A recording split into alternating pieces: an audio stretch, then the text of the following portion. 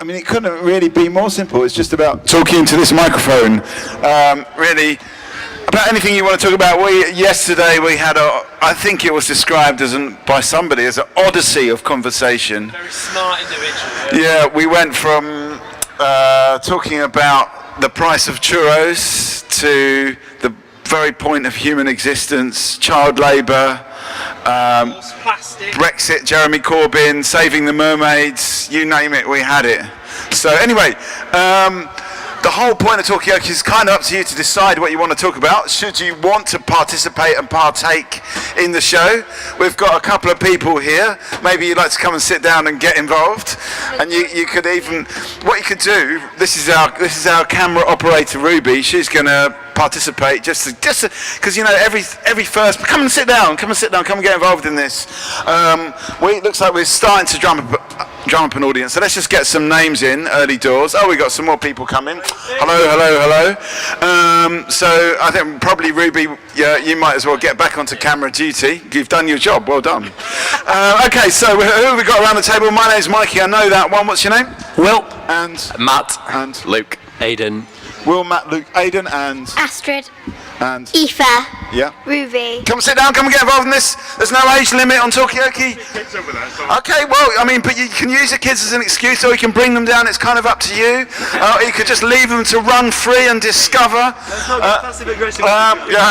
No, it's early. You know why I'm like that? It's because I couldn't get a coffee because I couldn't be bothered to queue up. No, don't worry. You'll be queuing there. I need you as audience, so you'll be queuing there for the next half an hour. Anyway, where were we? Will, Luke, Will, Matt, Luke, Aidan, and Astrid, and Aoife, and Ruby, yeah, Molly, Thea, and I'm Mikey. Come and get involved in this. That's you, yes. You come and get involved in it. But we don't have a topic. We don't have a subject of conversation. Has anyone got any suggestions for a starter? Do you like Oscar Wilde? No. I think we should talk about art. Yeah, because we've got one artist here, one artist here. Yeah. And an artist, and you know. Are you artists? Are you an artist? Have you done art? Yeah. Okay. Have you heard of Oscar Wilde? No. I have. Yeah. He wrote the book. The Giant's Garden, was it? Giant's Garden. Yeah, okay. Yeah. Have you Oscar Wilde? Any of these? Heard of him? Okay.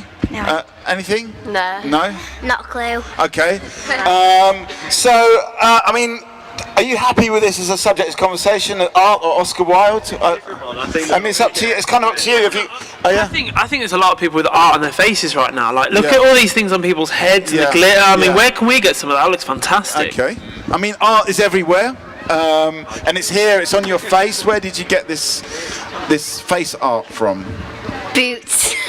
From Boots, really? Yeah, I bought it in Boots. Really? You bought it in Boots? I mean, I think that's amazing that we've come to the point. Where is that tent? I didn't see it when I was walking. Boots got a tent? Yeah, it's not here. Where is the Boots? It's in York. Boots in York. Okay, and where? Monk's Cross.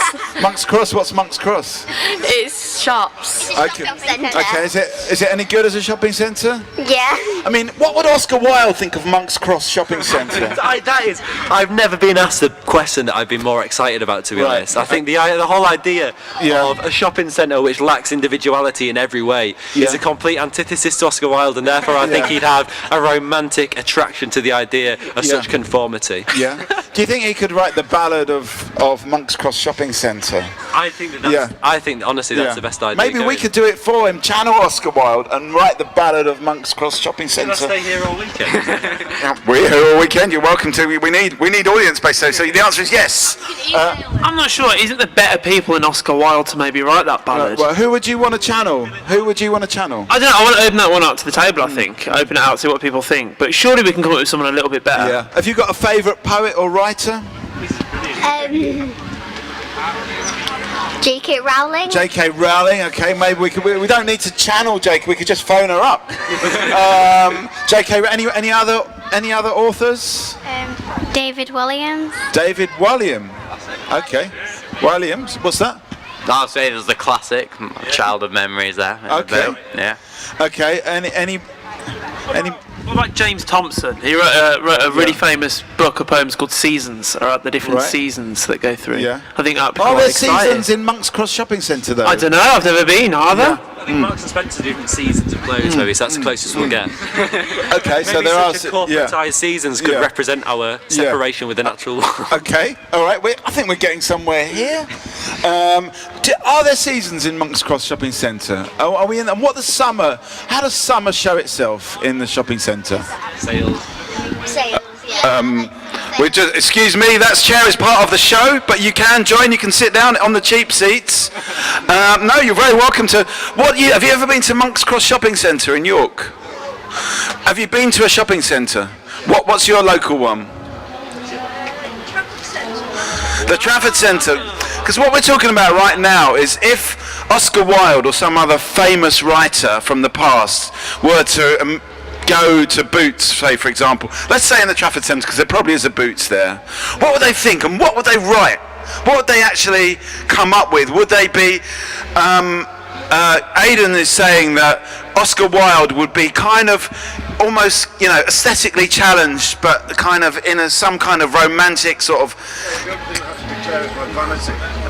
What's that? The only thing I have to declare is my vanity. Okay, well, this is a good place to declare it. All decorations welcome here. We've got some spare seats anyway. Come and sit down. You can sit down over there. It's fine. Enjoy your coffee. Enjoy the chat. We're kind of talking... Hey, I know these people. You know them? Okay, well, we're going to find out who they are too. So let's just maybe do another round of names, because I kind of like... I've got Will, Matt, Luke, Aidan, Astrid, and then it just all went into a... What was it? Aoife. That's it, Aoife and... Ruby. And... Molly and Thea. I remember Thea. And who have we got over here? Tristan. And... Brian. Brian, welcome. At the moment, we're sort of talking about... In a way, it's a conversation about what would Oscar Wilde... I know we've got other authors like J.K. Rowling or whatever. I've got a bit of an echo. We've probably got the effect on by accident. Okay, we'll turn the effect off. That's only for emphasis. That's only for emphasis. Oscar Wilde effect. Anyway, Oscar Wilde. Anyway, anyway, at the moment we're sort of talking about this idea of like, I get the feeling that Aidan's quite a romantic kind of guy. He likes Oscar Wilde, but he doesn't like shopping centres. And the reality is, this glitter, which was used to make art on these people's faces. So Aidan, why do you not like shopping centres? What is it about them that makes you? I think I was misquoted, to be honest. I don't remember declaring my objection to the concept of retail. I mean, I'd quite prefer the idea of a high street than an online crucible where we just live in work in warehouses. Right. But I think at the same time we need to respect the organic development of our towns and cities and not rush through a sort of American-style mall. Okay. Who here disagrees? Anyone? Okay, what do people think? Would you rather see a high street? Are all these things going to be a thing of the past when we go online? And it's all about... We heard a lot about Amazon. When we did the total global destruction thing yesterday, somebody said Amazon is going to lead to total global destruction. But, I mean, what do people think? Shopping malls? Sorry, taking Brian? Are you worried about... Are you concerned about the loss of our high street? Last time I was in a shopping mall, I got lost. Yeah. So I'm not. Yeah. I'm not keen. Okay. So you got lost. Has anyone else here been lost in a shopping mall? Yeah. Yeah.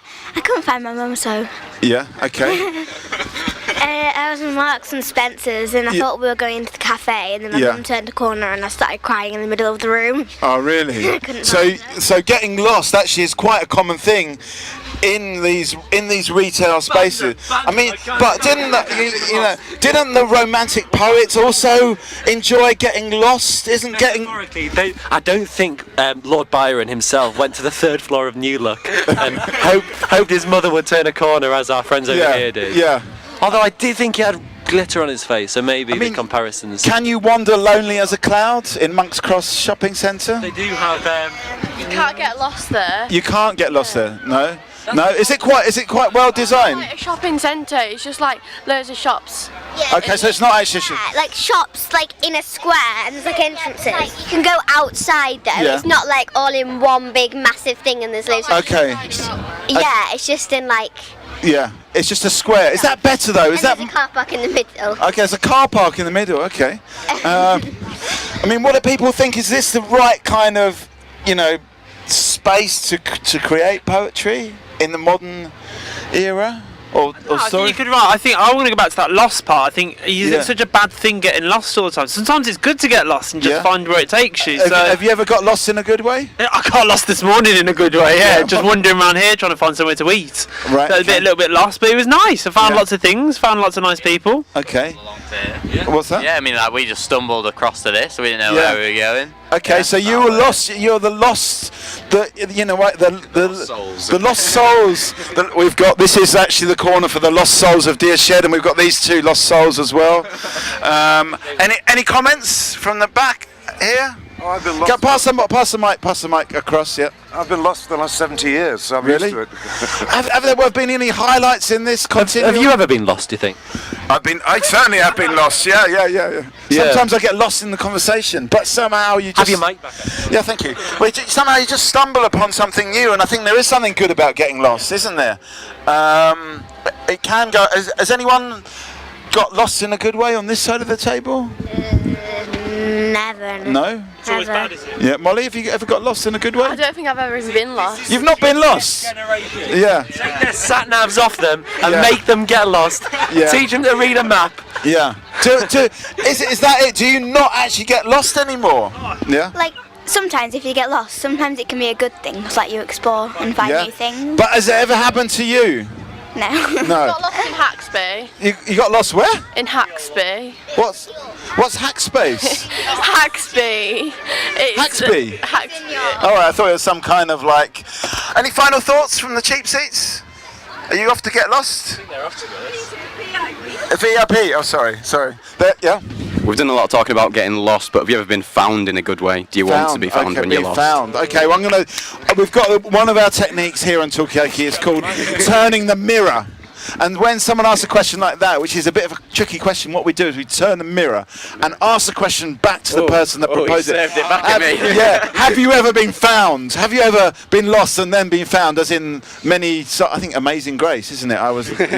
Yeah. 3, 4. Oh, wait, so two rules on Talkaoke: no singing, no fighting. Sorry, I've got to be strict on that. I have to be strict on that. You wouldn't believe it. If singing breaks out, we'll never hear the end of it.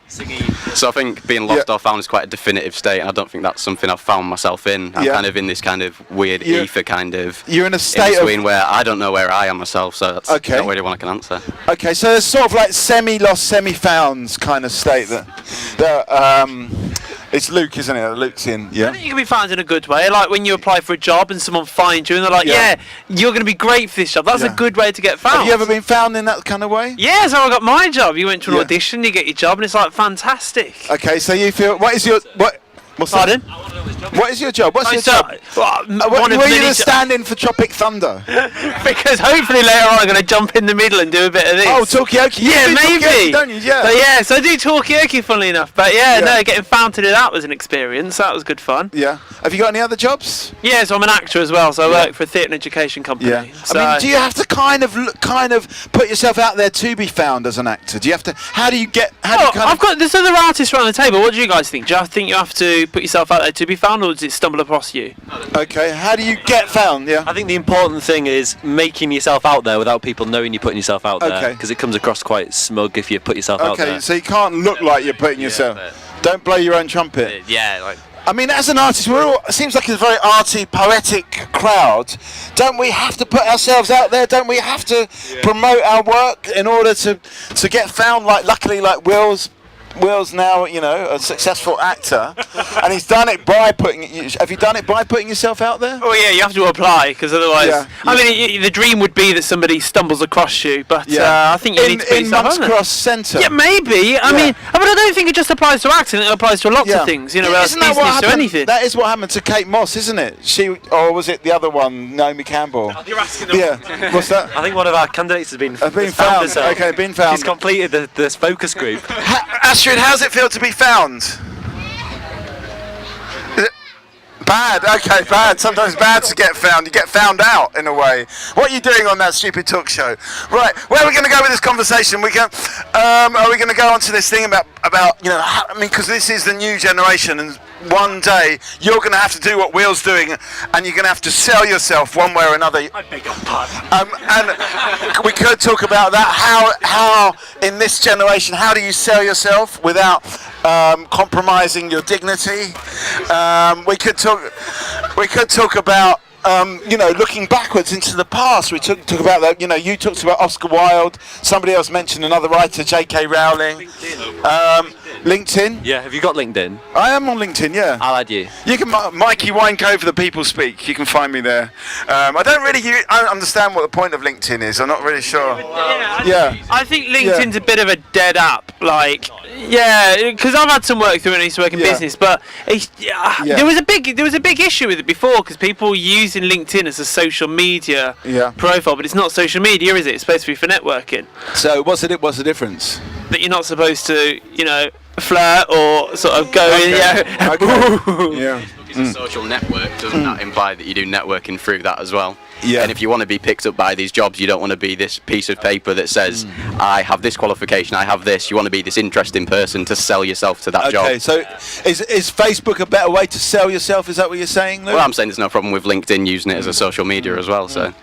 Yeah, it swings and roundabouts. I think there's too many of these sites. Like, you get sucked in. Like, I think all we need is one. So maybe like Facebook, something generic. Yeah, because LinkedIn is too specific. And then you've got like WhatsApp, but then you got Facebook Messenger, which is the same, and it just all like drains your time. Should it all be amalgamated into one? Do you think? What's that? I think the state should step in. Well, do you think it should be I think we should have a nationalised? nationalised. Should we have the? What about that then? Hang on, sorry. Have you seen the profits that Facebook make? Yeah. Yeah. At a time when our NHS is in crisis, are you seriously suggesting that we should let this money filter to the private sector? Okay. Well, so the national networking service. Could we nationalise Facebook, LinkedIn, Instagram, Snapchat, and make it all onto one NHS channel? We can't get rid of Snapchat. Okay. But but could it be nationalised? Would it be better run by the NHS? no.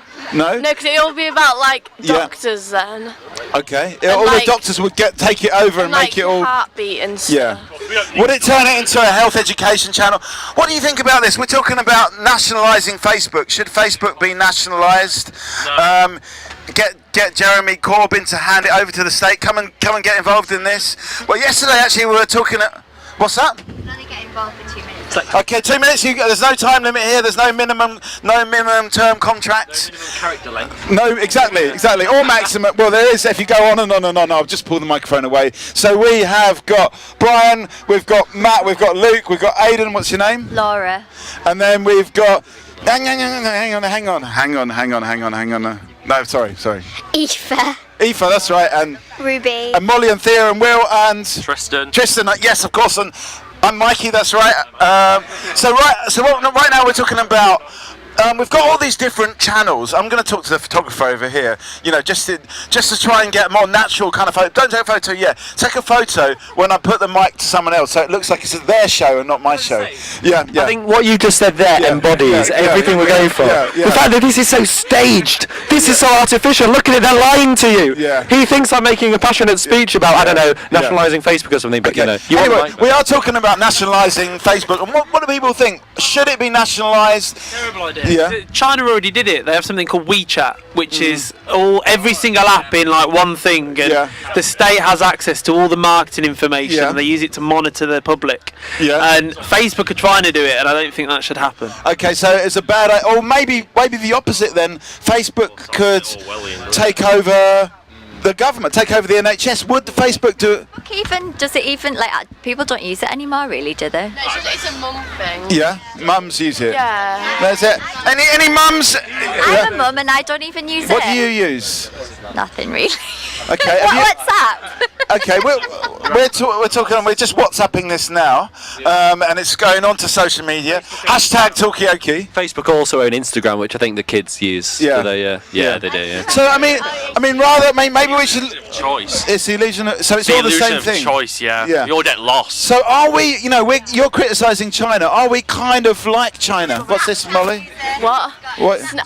But then, to be honest, you don't actually really properly everything's weird because you've got a camera on your phone, but I don't actually use the camera on my phone. I'll just use Snapchat if I want to take a picture. Right. But like, and then on WhatsApp there's stories, but then you can just put something on your story on Instagram. So Okay. It's just, So there is. I mean, this is what we're talking about: is amalgamating all the platforms, and either it being run by the government, or I mean, as it is already by Facebook, but then get Facebook maybe to take over the National Health Service as well.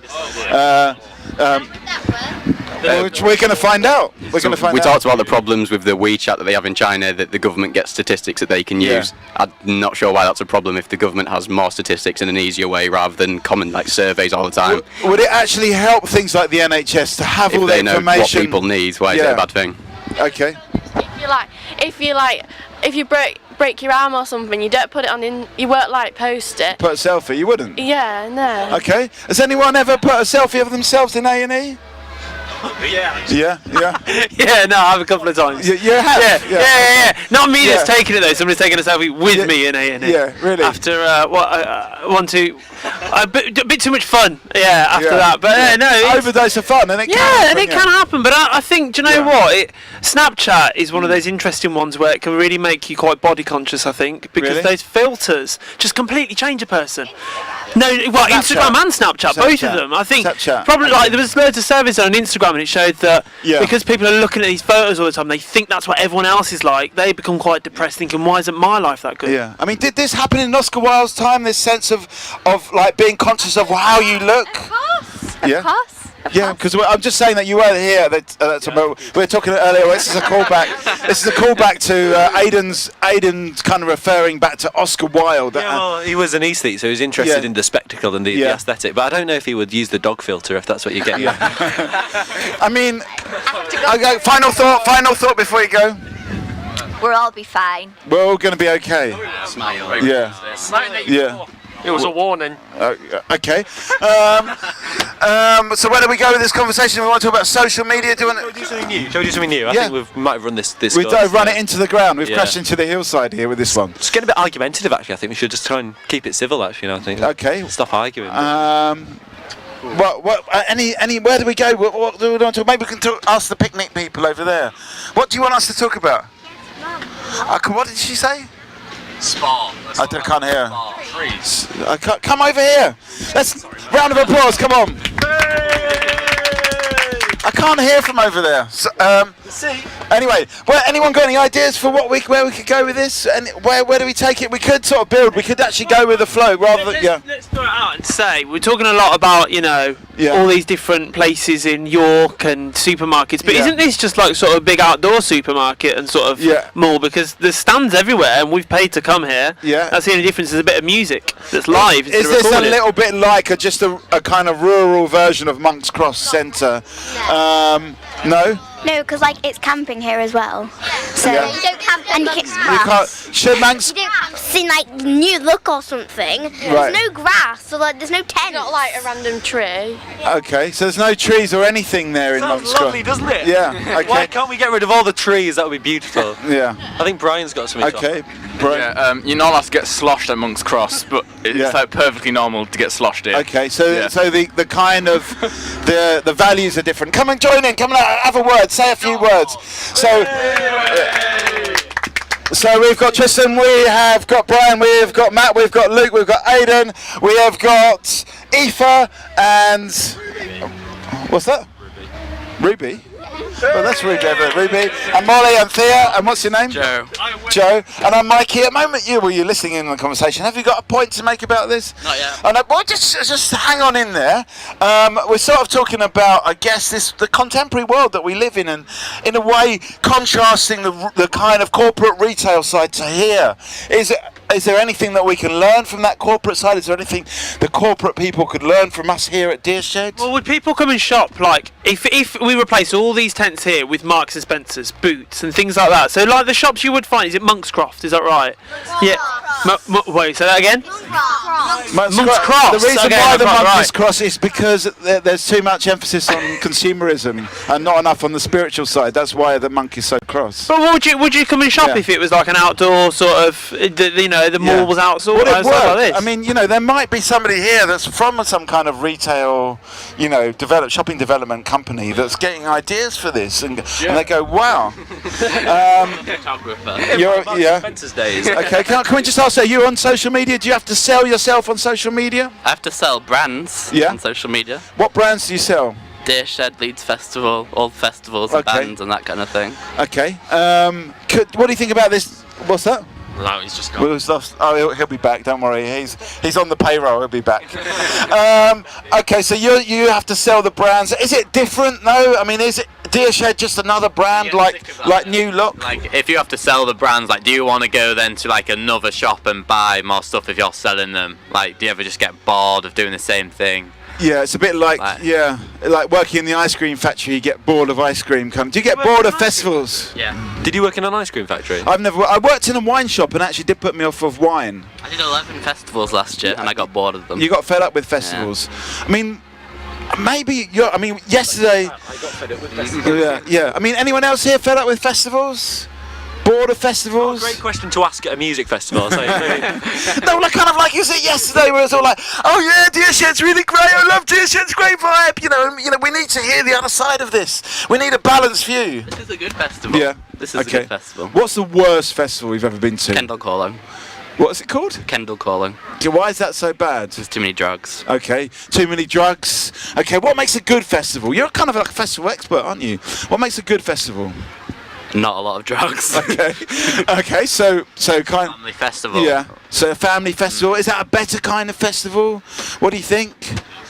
Are there too many parents around here? Do you just go wander around, and go look? There's all these parents here. I like their families. Yeah. So the only part that's not that good about festivals is that you have to sleep on the ground. Okay. On the airbed. Yeah. No, my airbed's like sinks. Yeah. Okay. Here we go. Will. That's a bit fancy. Airbed sank. Oh, you don't. I'm queuing it up for you. No jokes today, Mikey. Okay. This is not where we're going with this. Come join in. This is Talkaoke. At the moment, we're talking about what makes a good festival. We're talking about branding, corporations. Are we being consumed by Facebook and Instagram and other brands? We have got a whole bunch of people. We've got Tristan, we've got Brian, we've got Matt and Luke and Aidan and Joe and Aoife and Ruby and Molly and Thea and what's your name? Joe and Gus. Joe and Gus, another Joe and the first Gus that we've actually had here in Talkaoke and Deer Shed. What makes Deer Shed so good? That's what we're talking about at the moment. What makes a good festival? What makes a bad festival? Sleeping on airbed. It went down in the middle of the night. Right. Well, I'm going to have to do it. That must have been a letdown. I knew you were going to anyway, I was queuing up for you. I was packaging, tying it in a bow, and you didn't want it. Anyway, so could you improve the festival? Could you have better sleeping arrangements? What needs improving? It's like when you're trying to get to sleep in your tent and all you can hear is like the really loud music. Okay. And you hear all these people talking outside. Okay, so a bit less music. Yeah. Yeah.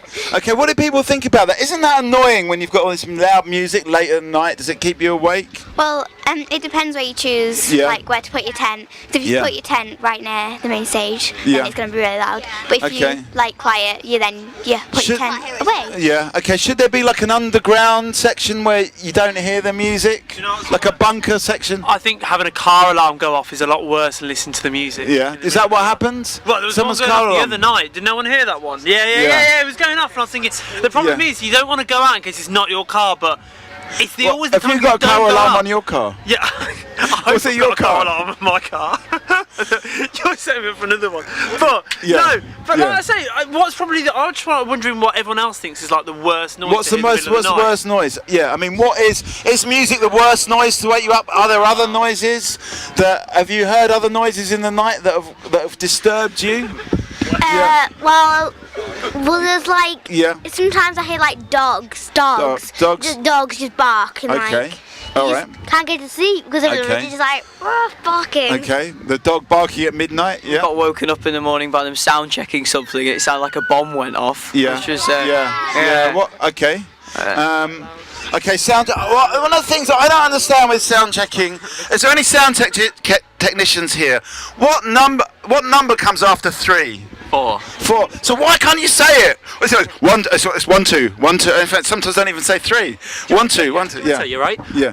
We're musicians, really, so we have to do this quite a lot. And when you get there and the sound engineer goes, "Can you just give us some vocal, please?" And you're like, "Oh, it's so embarrassing. People are watching." So you just go 1 2 1 2 2 1 1 2, and you can't think of anything else to say. Honestly, I'm thinking what number to say. Or 4. Or a different number. Well, I'll tell you what. Why don't you go and tell every musician in the world to change it, and then perhaps we might get somewhere. Okay, well, that's what I think you've got to believe in change, don't you? I mean, we're trying to change things here on Talkaoke. We're trying to improve this festival. We're talking about sounds in the night, in the morning. Are you annoyed? What annoys you the most? Is it the barking dog? Is it the car alarm? Is it the music? Is it the sound check? 1 2 1 2. Just waiting for that number 3 to come. So just another point on the sound check with so if you said mic check 1 2, you've got all the sounds you need to in there with the kind of plosive sounds with the k on the mic. And the 1 2. You've got all your sounds you need, so there's no need to go to 3, so you save your voice. 3. Okay, so you're saving your voice. Okay, what's that? It's efficiency. Efficiency. Okay. Okay. So just this. What's that? 3 takes too long. 3 takes too long. Okay. You don't get sus in that, and sus is always a sound that when you're listening to someone sing, it's really painful. So it's okay. So the sound is the sound that you're annoyed by. All the way to like 6 or 7, maybe. Yeah, 6 and 7 are bad. Are you a sound technician? No. What? Come and join in. This is Talkaoke. At the moment, we're talking about what sounds annoy you in the night. What disturbs you in the night, and could those sounds be eliminated and erased? Yeah, grab a seat. We've got a spare one here. We've lost Ruby. Thank you. So what sounds annoy you in the night? Is it the sound technician? The sound technician that annoys you, and that's more in the morning, I suppose. Not in the night, are they? No, they don't do it in nighttime sound check. Any other sounds? What's your name? Dave. Dave, welcome. Hi, Dave. What annoys you? Toilet doors banging in the night. Toilet doors at the banging. campsite. Yeah. Yeah. Okay. Could we redesign the toilet doors? Could they have sliding doors or something like that? So more. What's that? You did them sliding. Okay. Is that? I mean, do toilets even need doors? Yes. Yes. They do need doors, actually, Mikey. Yeah. Okay. Yeah, a curtain. You can have a toilet curtain. Okay. Yeah. Would that work? A toilet curtain? Or would you hear that? Yeah. You have to have a level of trust with that, though. Yeah, but I reckon, But this is quite a trusting festival. Would it be worth it to get rid of the toilet doors? Would you accept a curtain for a toilet? I don't think a curtain would be good, but I think more urinals. Yeah. Because you don't bang doors on urinals. Okay. Most blokes are going for a pee. Okay.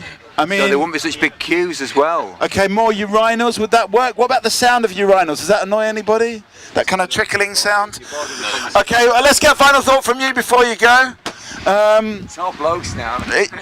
Where's your urinals comment, I think, kind of just scare people. Sorry. Give us a final thought. Where do we go with this conversation? Where's the value? What's going to be the big subject that we need to talk about here today? Noises in the night. Noises in the night. You think that's a good one? Okay, we'll carry on with that. Brexit. Does Brexit keep you up at night? Dogs. Dogs. And how loud they bark. Okay. And how we can stop them barking. Okay. Should there be an EU regulation on the maximum amount of noise that happens at night? Could the EU regulate this a bit more? And leaving Europe, will we have more noises in the night or less? Depends if we descend into anarchy afterwards, doesn't it? Really? Yeah. I mean, but is a Mad Max dystopia louder or quieter than the current situation? Oh, louder. You think it'd be louder? Louder. Yeah. Louder in like a sporadic sense. Yeah. So there'll be long moments of quiet as well. Yeah. I mean, Dave? Do you think you get more sleep in a Mad Max utopia because there'd be less trucks and there'd be less industry, less planes flying in the sky, less pollution? A lot more murder. Yeah. It'd be like camping, wouldn't it? Because everybody would have to shift places. Nobody would be living in houses anymore. People would be living in burnt-out, derelict shacks. I mean, loads of noise. There'd be banging. Okay, so some of the noise problems that we have, machine guns. Yeah. Yeah, you'd be like, shut that bloody machine gun down, I'm trying to sleep. Anyway, so we're talking about how would the Deershed Festival work in a Mad Max type utopia, dystopia even. I said utopia. I think Deershed would love it. It sounds just like Deershed, to be honest. Okay. Yeah, Deershed. Yeah. Is it, in a way, is this good training perhaps for any... Yeah, possibly. Yeah. You know, it's animalistic. Okay. Festival. So, I mean, is this good training for the future? I mean, when we finally regress to smaller colonies and work as smaller communities within a whole world rather than big multinational places, we'll all need independent companies and countries to run. So, say if Deershed was a colony of itself. So Deershed actually could become its own sort of country, its own sort of mini nation. Yeah. You realise it's only here 3 days a year, so we'd have to be very careful that the anarchy happened in July. Yeah, you'd have to plan it, wouldn't you? You know, people think anarchy and Mad Max style dystopia, you know, it's just a free-for-all, but it needs a lot of planning. Got a meeting next Tuesday, guys. We're putting this on anarchy together. So where do we want to go with this? Do we want to talk about dystopia? Do you want to talk about Mad Max? Do you want to talk about carry on with the, which I think that the sounds that disturb you in the night has got more mileage in it, but it's not up to me, it's up to you. I could talk as well. I'm slightly disturbed that Will's come back with coffee not in the reusable. Hang on a sec, Dave. I need a final thought from you before you go. You can't just leave like that. Thought about anything. Wow. The independent nation of Deershed.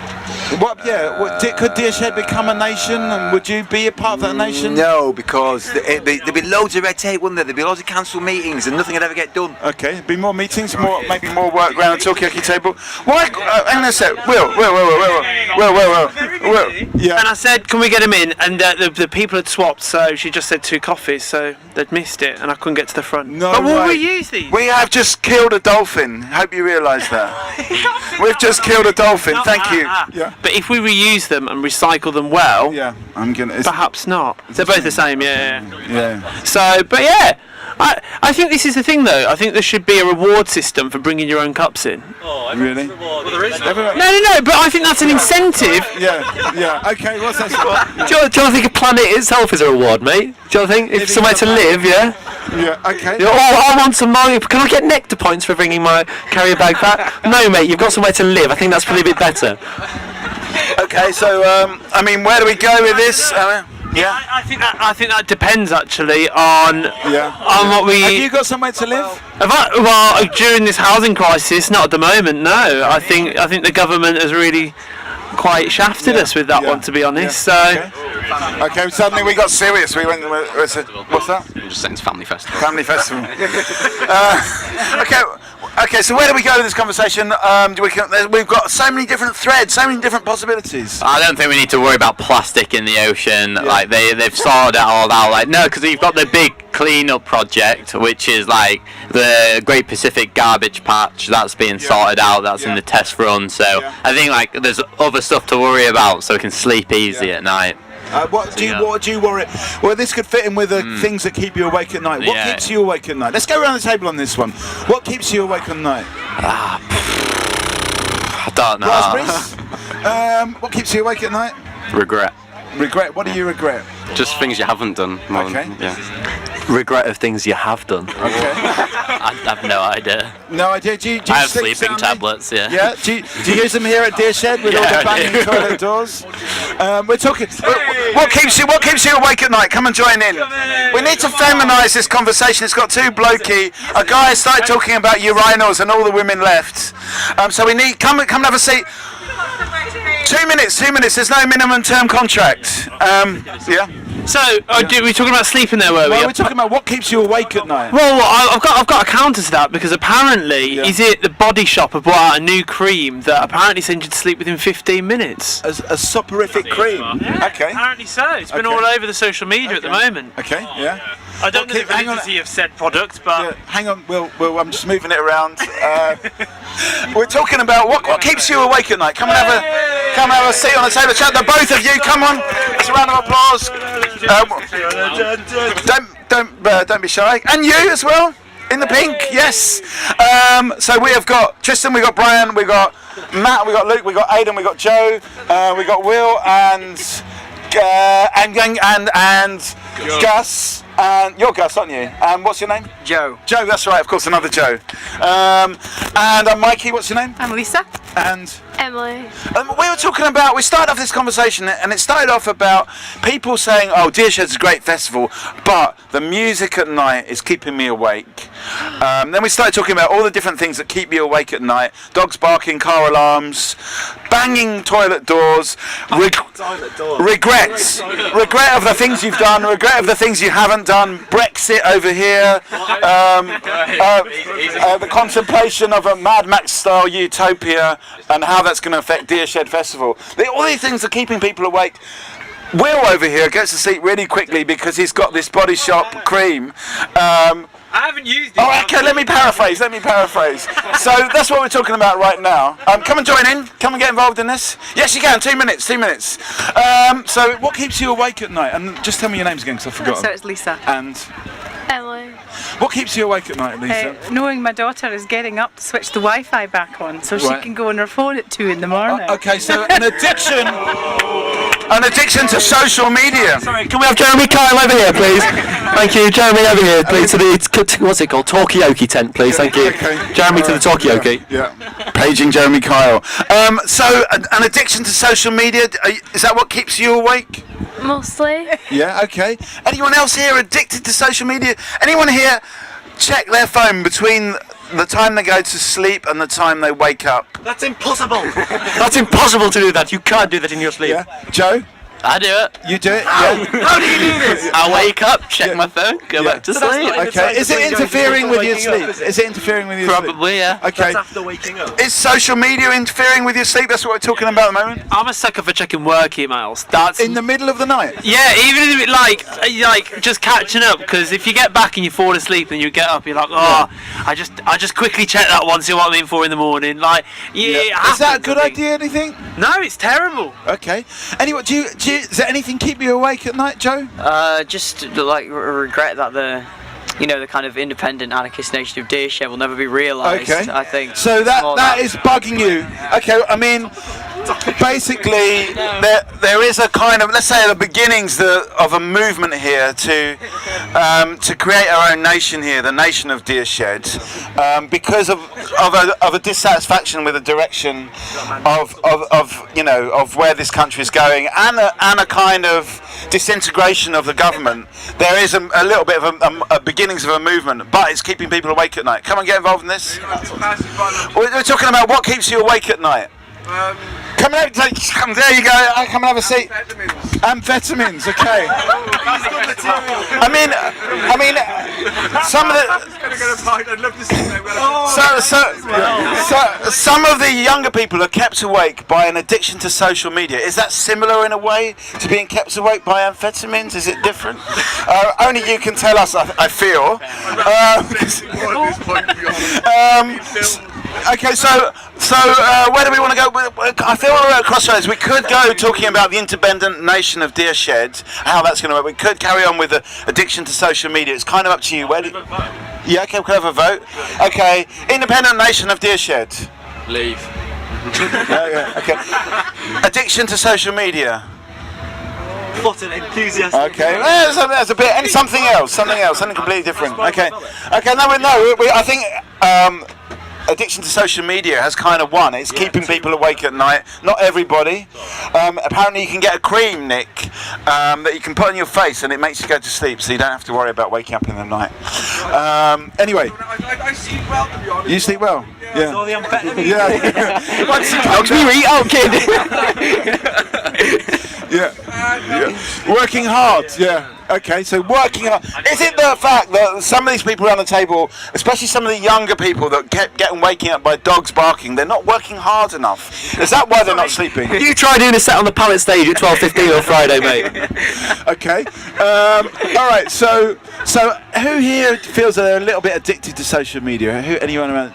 Gus? I check Twitter every 5 to 10 minutes. Do you wake up in the night and check it? Yeah. Well, I don't know if I wake up in the night, but it's like the first thing when you wake up in the morning is you go to your phone and you you look say for your who's well, just see what's happening. Because in the news now, it's always on social media, isn't it? Yeah. And, like news stories like BBC News, breaking news on it. So you got to go to check just in case anything important's happened. Yeah. Because then you've got conversation topics for the rest of Okay, the so there's things are constantly happening. You've got to check them. You can't switch off. What's that? Couldn't you just go on the BBC News website? Yeah, it's easier to go on Twitter because then you've got everything in one place. It's like a hub.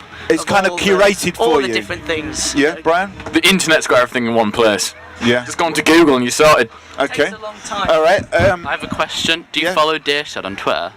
Oh! What is it? What is it? It's the Twitter for Dayshed. Yeah, but what is the Twitter of the Dayshed? I mean, I know technically what it is, but I'm talking about the address. What's the address? It's at Dayshed. At Dayshed. Oh yeah, great. At Dayshed. Yeah, you are at Dayshed. We are here at Dayshed. Maybe someone should tweet this at Dayshed. Do it. Yeah, okay. Can we tweet this at Dayshed? At Dayshed. Oh, it's already been done. Okay. Do you think somebody in Australia now is waking up in the middle of the night, checking that, and it's keeping them awake at night? What's that? We're just talking We about just have a chat, don't we? Okay, well, no, but if you just talk amongst yourselves, and I don't get any credit for this, and I don't get booked for next year. Think about the long-term plan. So are we addicted to this social media? I mean, is it kind of? I think so. I think that a lot of children these days are in a position where there's so much, these days, these kids. I think that it's because it's such a everything in the world is accessible. Yeah. And I'll give you a chance to have a coffee. I'll do a monologue. No, I think. That's totally. Yeah. Well, I think. What do you think, Luke? Are you addicted to social media? Well, I don't see why. Always on your phone. I don't see why it's an addiction if we're just utilising this technology we have. Okay, is it an addiction? Is it what makes it become an addiction, Emily? Do you feel you're an addict? Probably. I use it most days, all the time. Yeah. And what's the difference between just using it and it being an addiction? Are you addicted to social media? Come and get involved in the tie-dye vest. That's you, yes. Sorry. They just kind of showed some interest, so I got distracted. But what were you saying, Emily? Like, I think it can be addicted. Like, you can get addicted to it, like depending on who you follow. Because if you follow boring people, then you're not going to look at it a lot. So if you follow people like that you're interested in, then you're going to get like more. So it's a function of it being so interesting and compelling. I'll come to you in a second. I feel like it's quite a blame culture on the young people about you're addicted and it's your fault, but I don't think it is their fault. I don't think it is. I think because of the fact that as a society, that's what we've placed value on, and they've been introduced to it through an older generation, and now we've almost gone, we've given you this amazing thing and it's your fault that you love it too much. Okay, all right. But I mean, I didn't think we were pointing the finger of blame at any... What I was going to say is I think really hit on it. What was your name? Sorry, Emily, was it? Yeah, great point there, how the social media allows everyone to choose their own feed. So everyone's is different, everyone's is perfect. Of course mine's going to be brilliant because I've chosen who to follow, so I'm going to be... What sort of things do you follow? Oh, you don't want to know, mate. At Dayshed. Monks Cross shopping. And just like news and stuff I'm interested in. People I'm interested in. Oscar Wilde. Big Howard. Do you know Big and Little Howard? No. Yeah. Follow Big Howard because he's a good mate of mine. You don't follow Little Howard? I do, mate. Of course I do. Yeah, okay. I'm not going to leave the little guy out, am I? Yeah. Okay, so there's some. So it's customised. It's for us. It's not that it's addictive. It's that it's kind of so compelling. We are connected. We are hooked in. It sounds like an addiction. Yeah. What makes it, Tristan? What makes it an addiction rather? What makes it an addiction rather than something that's just good content? Well, apparently you're addicted to it if you wake up in the morning. The first thing you do is check your feed. Right. Okay. Send streaks. Okay. Does anyone not check their feed first thing in the morning? Yeah, I've got better stuff to do. Like, I think as long as you've got other things to do in the actual What have you got to do? Like sport, tennis, read, art. Well, seriously, you wake up and go, right, I'm going to play a game of tennis. Well, no, I wake up to go and play sport. I don't wake up to check my phone. I wake up to do something with my day. So we've got a guy here that wakes up and doesn't check their phone. What's a specimen? Get rid of it. Okay, that's so we're talking about, is it an addiction? Is it simply a good, very good service? Is it about being connected? When does it become an addiction? Withdrawal symptoms. When you're missing it. Yeah. When you have the shakes. Yeah.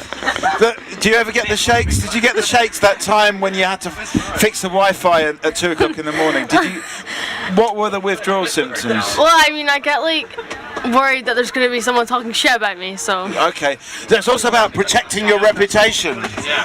Reputational protection. Oh, yeah. So I'm talking shiz, I think you said, didn't you? All that shiz we're talking here as well on Talkaoke at Deershed. Can tweet that, talking shiz at Deershed. Yeah. So we're talking about social media.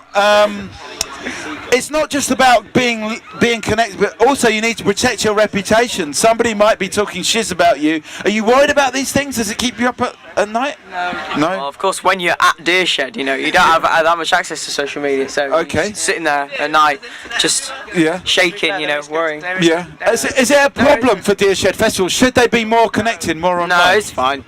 Okay. Not really. Yeah. I think it's perfect just the way it is. As long as there's service. Go to a festival to go on social media. Yeah. Should there be a social media blackout here at Deershed? No. You say no? No. Okay, let's have a vote for what do you think? Social media blackout, internet blackout. Wouldn't be in a job.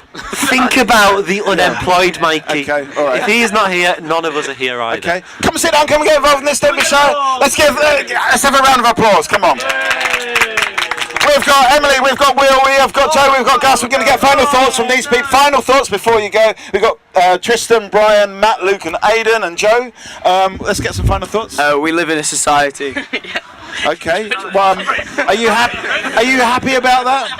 That's all I have to say. You're happy. Okay. You okay? It's a statement. Yeah. Social media leads to death. That's all I've got. Okay, is there any way of not leading to death? It's a gateway drug. It's a gateway drug to death. Don't take it. Okay, that's strong. Come and sit down, come and get involved in this. We've given you a round of applause. What more do you want? Another round of applause. Another round of applause. Oh, that was a bit less enthusiastic.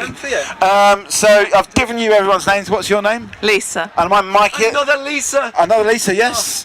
And we're talking about social media. Are we addicted? Is it just good? Is it just so good that everyone needs to check it all the time? That's what addicts say. Yeah. That's what addicts would say. Yeah. Okay. I mean, what would a non-addict say? It's not good. It's not good, and I don't need to try it all the time. Okay. Are you addicted to social media? I don't even use it. You don't use it? Come and sit down. Come on. Oh.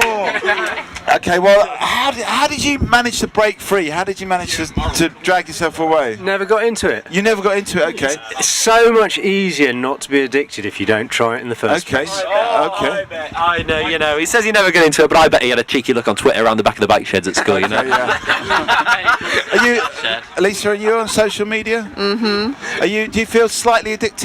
You're on the fringes of addiction. I think I was, but I'm not anymore. Okay. How did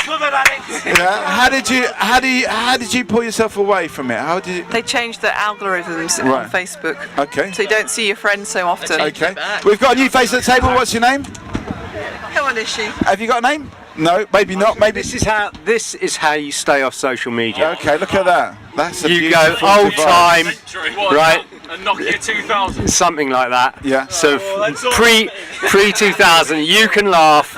I can't do social media. Okay. That's the way out. All right. Are you proud of that? Battery lasts for ages on that. Yeah. See, I'm worried about how I'm going to charge my phone tonight. You sorted for the weekend. Yeah. Final thought before you even get a name as well. What's your name? Mark. Final thought, Mark.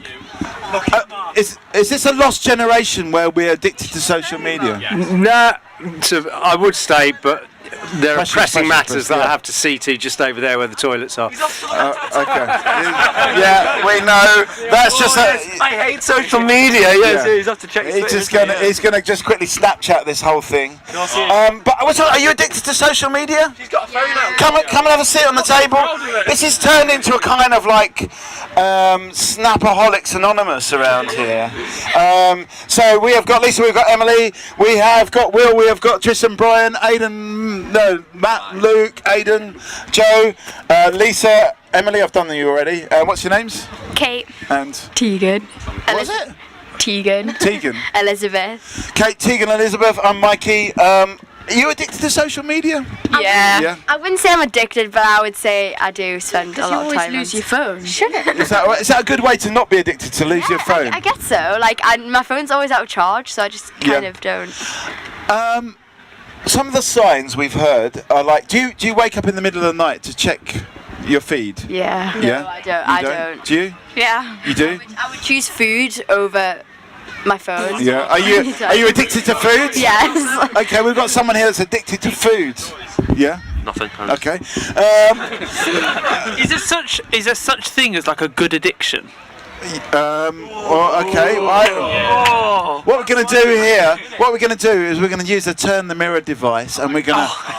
What do you think, Will? No, I don't think there is such a thing as a good addiction. Okay. Because I'm interested to hear everyone else's opinion. Because I think my opinion is no. Even if it's something to better, if you're trying to better something else, that it can. What about exercise? Addicted to exercise? Because it can be quite derogatory to your health, though. I think too much of a good thing is a bad thing. Too much of a good thing is a bad thing. Is there anything you can be addicted to that's good? I just think that addiction is. Social media. Sorry, I'll be with you in a minute. I think addiction, the word is sort of a concept. Obviously, words we use, we apply meaning to them, and the word addiction has been applied with a malign term. We think addiction, it's a bad thing. That's what the word exists for. If it wasn't a bad thing, it would just be a habit or something you have to do, like breathing. Do you want to say something? So it's definitely a good thing. Yeah, it's a good thing. Okay, so addiction to social media is a good thing. If I wasn't addicted to social media, I wouldn't have a job. Okay. You'd have a different job. What? No, I wouldn't. What would you be doing instead? I don't know. Yeah. Photography. If I wasn't addicted to photography, I wouldn't have a job. Okay, so addictions to photography and social media have led you to where you are. Is there such a thing as a good addiction, or is there something implicitly bad about the word addiction? There's good addictions. Like what? Like happiness and love and kindness. Are you addicted to love? No, but that is a good addiction. Okay, do you know anyone who is addicted to love? Well, not my parents, but.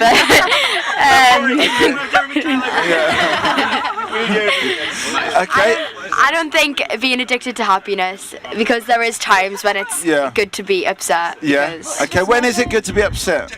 Well, you don't want to turn up to a funeral like proper buzzing and that, do you? Why don't you just give everyone a lift when you're there, a bit happy, a bit of an alternative sort of view? Yeah, but you can sometimes. But there's just those times where it's like, no. You can't be happy all the time. Yeah. What about, so where do we want to go? This addicted to love. Can you be happy all the time? So if we're talking about good addictions and bad addictions as well, some of the greatest people in the world have come from their addiction to a certain cause or their addiction. Joe, for example. Like Joe, exactly, yeah. Some of the most of the people you've all come.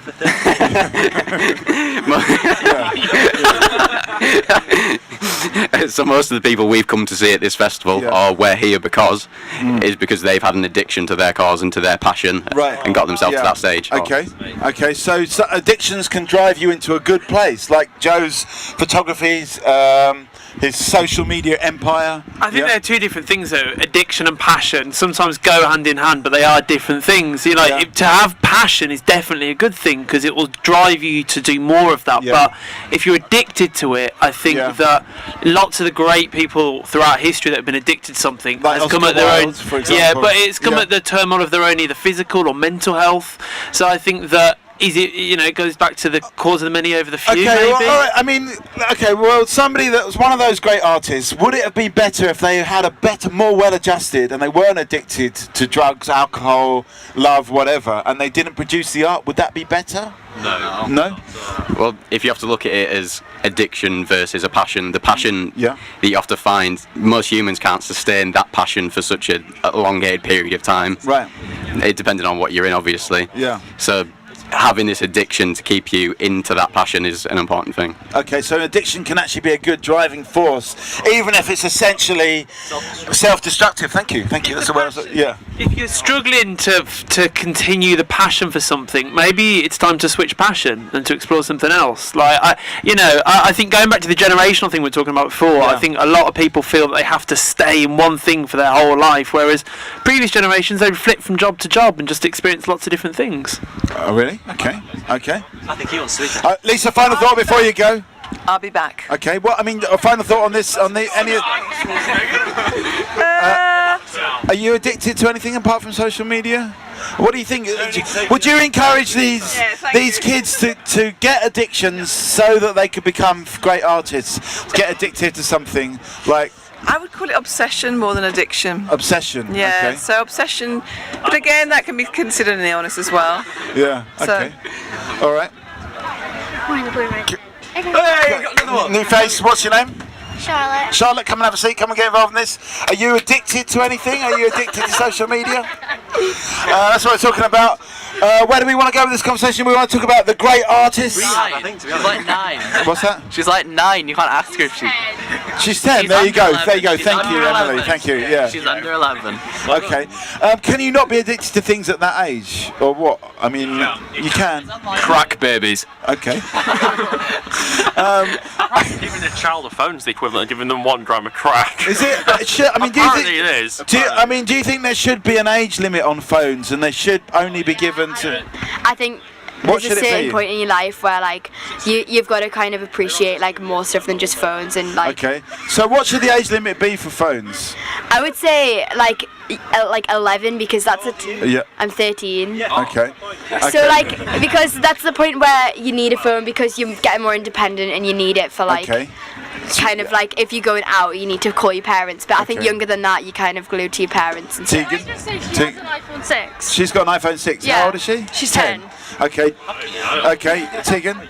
Yeah, but there's some families which children have to do stuff for themselves because families aren't as capable to do Right, stuff. so they need a phone. Is that? Well, they're going to need a phone. What do you think the age limit should be, or should there not Well, be it one? depends which situation it is. Okay, so there shouldn't be an age limit. I'm maybe going to go around the table. Just give me a number, or just say no if you don't think. What should the age limit be for phones? Should 10-year-olds have iPhone 6s? Come closer. We can't hear you from over there.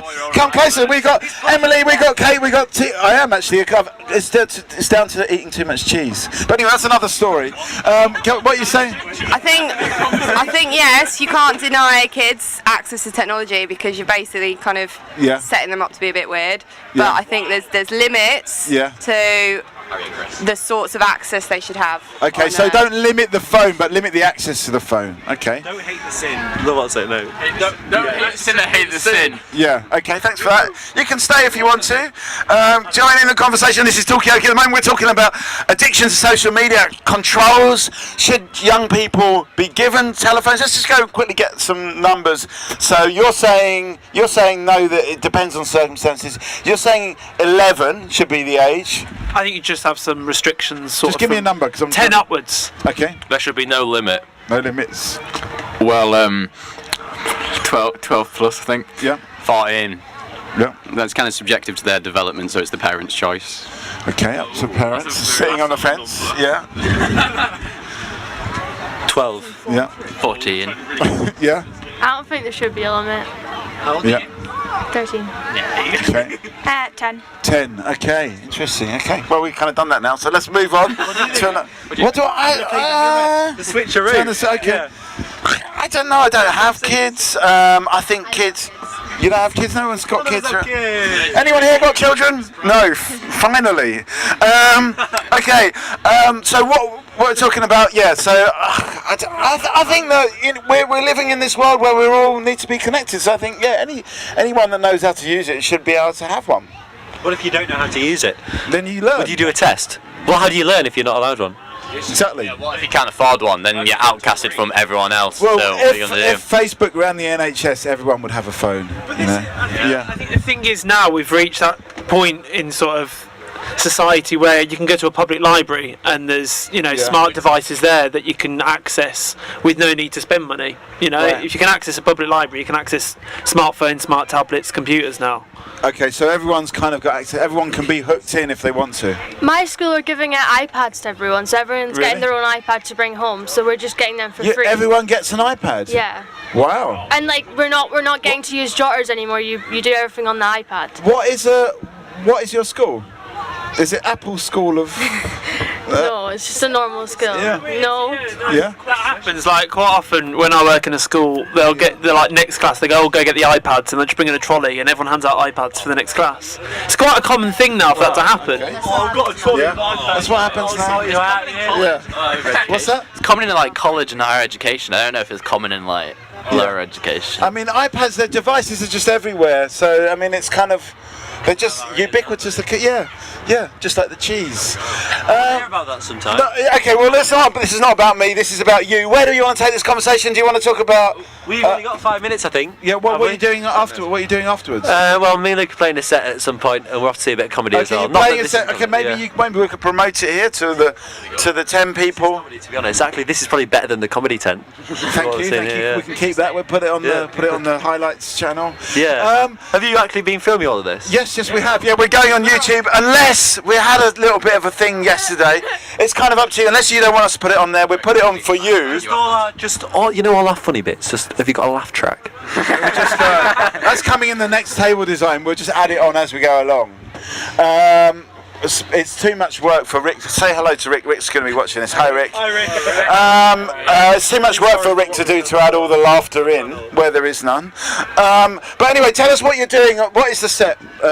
What's the set? So we opened up the festival actually 12:15 on the pallet stage yesterday. Yeah. Oh, sorry. Oh. Yeah. What's that? Have you got a name? Yeah, with the Laurels. The Laurels. Okay. So I'm Luke Zayden. Album cover. Yeah. You designed our album cover. You did the album cover. Okay, we'll come to that in a minute. Panel today, We didn't even realise. We just thought you were ordinary people with no talent. But it turns out you opened up the whole Deershed Festival. Anyway, so go and tell us what. So yeah, a bit about our act. I play guitar and sing. Aidan plays keys and sings and violin as well. He's a very talented fella. Yeah. We've just released an EP of 4 songs called Prague 9. It's on Spotify. It's on Spotify, Deezer, all Apple Music, all them. If you want to search Prague 9, some good songs on there. Can we follow you on Twitter? You can, at the Laurels. If you feel like you're addicted, Mikey, you've got me to talk to, you know. Yeah. Okay. Brilliant band. A brilliant band. Okay. What a guy. What a guy. So these guys, they're playing again. Where are you playing? In the Wilderwild, we're doing a kind of busking kind of set over there at 2:30. Okay, so 2:30 they're at the Wilderwild or something. Wilderwild. Wilderwild. What does that even mean? Okay, near the main stage. Okay, so fantastic. All right. Well, as it's kind of like nearly the end, maybe we should get some final thought. Or we're kind of ending a little bit too early because you've got another 5 minutes. I don't know. I think we've we've kind of done that now. So let's get some final thoughts. Where is this all going to go? Where will it end? Where will it begin? Some questions there. I think if I knew that, I wouldn't be sitting on Talkaoke at Deershed Festival. What would you be doing? I'd be doing something about it if it was going to end, Mikey. You know. Yeah. Okay. Is it going to end? Okay. Is this it? Well, I think that this is the end. Talkaoke will, no singing here for a start. Talkaoke will not end until another 5 or 6 hours later on. We'll be talking about all sorts of other things, not just about Facebook and Instagram, which seems to be the most popular subject, apart from Fortnite. I wish I'd never said that. But you don't need to know. I think it's the answer to that. So let's just get some final thoughts from this. So you can stay because we're, if you want to. If you don't want to, we will carry this on. Let's get some final thoughts. Well, thank you, Mikey. It's been a pleasure to be on your panel, and my invoice will be with your agents very shortly. Okay, yeah. Your fictional invoice will be with my fictional agent. That's fantastic. I feel like we've danced around the shirt. I like it a lot. Quick compliment, to be honest. Okay, the shirt, we talked about that earlier on before we set up, and I was saying to Will, our co-host, Will, you need to sort out a shirt because a shirt is important. Shirt is very important. I'm getting there. It's baby steps. You've got to baby step me into the funky shirt scene. That's what it is. All right. Okay. Any advice for how what where look? Can I get a what good sort of look? shirt? What sort of look should? I was saying to Will earlier on that it should have more of a kind of. I see him as a kind of silk shirt, a kind of colourful silk shirt. What do you think? What sort of look? You're going to sort of queer eye me right now, aren't you? You're just going to give me a full makeover, just sort my lifestyle up. Yeah. What's he got? I'd like to see him with no shirt. That's no shirt. Okay. Anything at all? Tattoos, body art, anything like that? No, I think that'd get in the way. Actually, yeah. Just like pure will, pure Yeah, sorry, didn't. Doesn't have to be pure. It can. Impure will. Okay. All right. Okay. That's your advice. Okay, we've got that. Yeah. Okay. Final thoughts. There's quick tips for clothing, kilo sales and vintage shops, charity shops. That's where you want to check out. Okay. Yeah. Cheap and cheerful. Yeah. Okay. Is this sort of final thought advice round for me? Is it, Yeah. Is it, yeah? Yeah. Getting a bit of shade at the end as well. What's happening here? Anyway, where are we going to take? We will carry this conversation on. Maybe we can get this man involved. Thanks, guys. Are you all going? Are you going as well? Okay. Hang on a sec. Are you part of the band? No, we're not part of the band. Okay. Not yet. I'm the manager. Not yet. Not yet. Come and get involved in this. At Dear Shed, Snapchat, whatever. If you're off, give us a final thought. If you're not, give us somewhere to go. Either way, we need somewhere to go. Where are we going to take this conversation? I need to go collect my friends. Okay, are you to bring them here? Okay, all right. Give us Because a they final. want to come here. Give us a final thought I before. don't have any. No. I mean, I've still got like 5 minutes. I mean, so. Really enlightened by the conversation.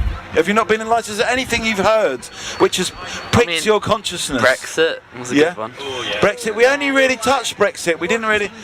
Come and have a seat on it. I've already been here. 2 minutes. 2 minutes. 2 minutes. There's no minimum time limit here. We have got Joe. We've got Emily. We've got Kate. And Tegan and Elizabeth, that's right. And we've got Will, and I know Will because he works for us. And we've got Tristan and Brian, we've got Ruby on camera. And Mikey, what's your name? Faye. Faye, welcome. We're kind of at a moment where we don't know where we're going to go, what we're going to talk about next. We talked a little bit about being addicted to social media, what keeps you awake at night. Talked a little bit about Brexit. We're possibly teetering on the edge of another Brexit discussion. But we'll take it from a different... Can I find out where that shirt's from, that Boom Chicka Boom? Because that's a fantastic phrase and a great shirt. Okay. Well, if you visit boomchickaboom.com or follow us on social media, Boom Chicka Boom, Instagram, Facebook. Okay. Is it the clothing line? No. So it's a company I have, and we host unique family events. Right. So I'm in that tent just round there, 2:30 till 6:30. And why is it called Boom Chicka Boom? Well, it used to be called Baby Rave North. Yeah. And everybody felt like it was just because it's so it's basically we initially ran raves for children. Yeah. But then we ended up doing lots of different things. And so everybody thought it was just for babies, and it really wasn't. It was for everyone. It's like a mix, it's an intergenerational rave. Yes. Okay. And then we were doing all different kinds of events as well that weren't just raves. So we were like, let's switch it up a little bit. And the song that we always sing, it's like a call and response thing, is Boom Chicka Boom. So it kind of fit. Okay, Say so it sort of boom, chicka works. boom. She knows Okay, it. but I just want to point out there's 2 rules in Talkaoke: no fighting, no singing. Oh right, okay. Oh sorry. No singing. No singing. Yeah, but there's plenty of places to do singing. Karaoke. Yeah, it will degenerate. Honestly, we had to bring that rule in very, very early on with Talkaoke because. I didn't realise it was called Talkaoke. Sorry. Yeah. What's that? Copyright? Is that why? What?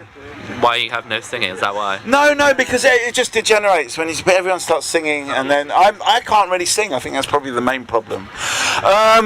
Okay, so where do we want to go with this? Do we want to talk about Boom Chicka Boom? Do we want to talk about? Earlier on we were talking about addiction to social media. We could talk about that a bit more. We could talk about other addictions. We could talk about passions. What makes great art? What's the age requirement to have a rave? Okay. Yeah, like young kids allowed to rave. Okay. Like, what's the minimum age to rave? What's the minimum raving age? We're going to say. I think there's different types of raves. Yeah. You know, like there's like the where you do like the Macarena. That's like for kind of like. Yeah. Five. So what's your ideal rave? I don't know, like alcohol. Alcohol? You know, I'm joking. Yeah. I'm so excited. No, I'm so excited for when I can have houses. Yeah. Because you can have them now. No, because I can't have houses where the floor gets sticky from beer and. Okay. Wait. Is it a house party? What's a housey? Is that a house party? Yeah, a house is just where you invite. We've got people from all around the country here. We need to, we don't have that in Birmingham. In Newcastle. Yeah. So they have houses up there, and the floor gets sticky. In your raves, does the floor get sticky? Probably with popcorn and candy floss. Okay. Why is a sticky floor important for a rave? Because it kind of sets No, it sets the thing. Yeah. Where'd you get this from? Okay. Okay. We're talking about sticky floors. We're talking about house parties. These people are looking around. They've dropped something small. Is it? I don't know what it is. Maybe over there. We can help you if you want. If you're looking for something, what are you looking for? That's you. Yeah. What are you looking for? What are you looking for? Something. Okay. Interesting. How old were you when you first went out? Me? I can't even remember. It's just a blur. Probably about 14, I think. Yeah. Yeah. Like, what do you mean? Like going out drinking and Yeah. stuff? Yeah. It was a lot easier, I think, to go out. Yeah. Yeah. Back in the day. Okay. Everything's so PC now. You say you want to get drunk, and then people fire at you on the internet. Yeah. So why the internet needs to be abolished. Okay. Have we got to be more PC as the younger generations? More. Everything's more PC. Yeah. Yes, everyone. Yeah. I don't know. Are the younger generations more easily offended? I don't know. Well, let's. I'm pretty not sensitive. Yeah. I'm so sensitive. Yeah. I'm not. You are sensitive. Yeah. Yeah. I feel like it's just some things that kind of get to you. Yeah. Okay. Okay. You're emotional. Okay. I'm an emotional person. Oh, is the younger generation more emotionally sensitive? Is that a bad thing? Is that a good thing? I have no idea. I mean, you work with the younger generation. Do they get? Are they a bit more sensitive? Well, I work with younger ones, so it's not like teenagery age group. So are they emotionally sensitive? I don't know. I think they've probably younger people have got to be a little bit more stronger now, just because through social media stuff, I think. Right. So they need to be more emotionally strong. Rather than, yes. Yeah. Can you be emotionally strong and emotionally sensitive? Yeah. Yeah. You say yes. In different ways, like maybe on social media, people get less offended because like you're not face to face, but like maybe like that's what I do. Words hit more online than they do in real life. Okay. So I feel like there's like lots more words and like ways you can like bully someone. Yeah. Like I'm not gonna say cyberbullying is real because you can just turn your phone off, but like. Yeah. But like there is like a lot more ways you can do it. Okay. Like it's just easier now. Okay, so there's many more ways that bullying can happen. Yeah. We have to be tougher, stronger now. One person can make a hurtful comment. More pressures as well. Yeah.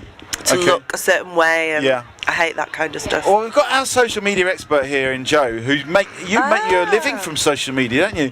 I mean, what do you think about the sort of dark side? It is easier to bully people, to say hurtful things. I don't deal with it.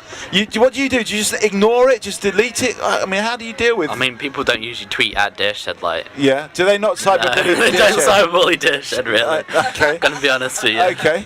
They don't. I mean, if they did, what would you do? How would you deal with the kind of negative vibes? I wouldn't. I'd just ignore it. Just ignore it. Okay, that's the best way to deal with it. Yep. Are we doing a disservice to younger kids by censoring things that they disagree with? Right. Okay. And that they might find offensive. Okay. I mean, is there a difference between being disagreeing and finding something offensive? Is there some middle ground? I don't know, but I think we've potentially got another. Hang on, sorry, I said we've got potential. Come and get involved in this. This is Talkaoke. Yes, at the moment, we're sort of. You can hold on for a minute. We've got Faye here from Boom Chicka Boom, and that is raised for children, basically. Come and join in, Chrissy. At the moment, we're talking about cyberbullying, and it's in a wider context. Is the younger generation more emotionally sensitive and more emotionally strong? That's what we're talking about. Come back. On the way back, yes. That's what we're talking about at the moment. Cyberbullying, how do we deal with it? Have they actually got better armour to deal with it? And what about things you don't agree with? Are we kind of, in a way, sheltering, protecting young people from things that they might find offensive because they don't agree with them, and not allowing them to deal with it? That's what we're talking about at the moment. I've got two daughters. Yeah. One of them's about to go into year 7 in high school, and it's time for her to get a mobile phone. Yeah. So I'm wondering how, what she's going to be dealing with sort of potential for cyberbullying, how to protect her from all of that. But at the same time, you can't. It's come to the territory. Your kids up in Cornwall, they've got to grow up and learn for themselves in a way. Okay. But yeah. So it's kind of tough, but it's almost like a baptism of. But a parent, it's like, How would you play it? It's a really fine line to get it right. So it's a tricky one. Keep them busy so they're not on the phone as much. Okay. Tegan? Yeah, but kids are always going to deal with like people saying horrible stuff, and I know like you shouldn't let your kids have social media when they're young, but as they get into secondary school, everyone's got it and they do feel a bit left out. Because I missed out on a year of not having it, and there were so many like social events that I missed because I couldn't get in contact. Like, you just talk to people. How do you deal with the dark side, the bullying side, the hurtful comments? You can either choose to block it or fight back. Usually I fight back and then I win. Okay, you fight back. Okay, so we're talking about the online world. We're talking about it's all in the context of whether are the younger generation more emotionally sensitive, are they emotionally stronger, or both? And how does that affect the online world when people are trying things out and sometimes they get it wrong, and sometimes they say hurtful things. Maybe they mean it, maybe they don't. That's what we're talking about right now. Being emotional. I've got to go. Okay. I've got to go back to work. Thank you very much. The final thought is: have an amazing weekend. Smile. Be happy. Dear Shed 2018. I don't sell any merch. No. You should do. Sorry, no. I do sell Boom Chicka Boom t-shirts. That's a lie. Not here, but they light up. They light up so that you can use like the torch on your phone and it lights up. That's my t-shirt over there. It's like that. Over there. It? Yeah. But it's inside out at the moment because I just. Okay, Joe. Final thought. You need to talk about Brexit. What's that? Talk about Brexit. Yeah. So you're going to leave and say Brexit and just go. Great. I'll be back. Nice one. Okay. We'll be back. We'll talk about Brexit when you come back. Okay. New face. What's your name? Finn. Have you got a view on this? Pardon? What's your view on this? So we're talking about there's two things. There's Brexit. There's social media. Maybe people saying hurtful things about Brexit on social media. She doesn't know what Brexit is. Is that bad? Like. Okay. Well, Joe's gone now. He's the one who threw it in. Would you like to know what Brexit is? Yeah, if we're gonna talk about it. I feel proud of myself because I know now. Yeah. So basically, it's how the country had a vote of whether England should stay in the EU or whether it should leave, and we chose to leave. Okay. And didn't we used to have like free trading, but then now we're not gonna get any more. Okay. So Elizabeth has kind of filled us in. Does anyone want to add to the Brexit thing? What is Brexit even? It's okay.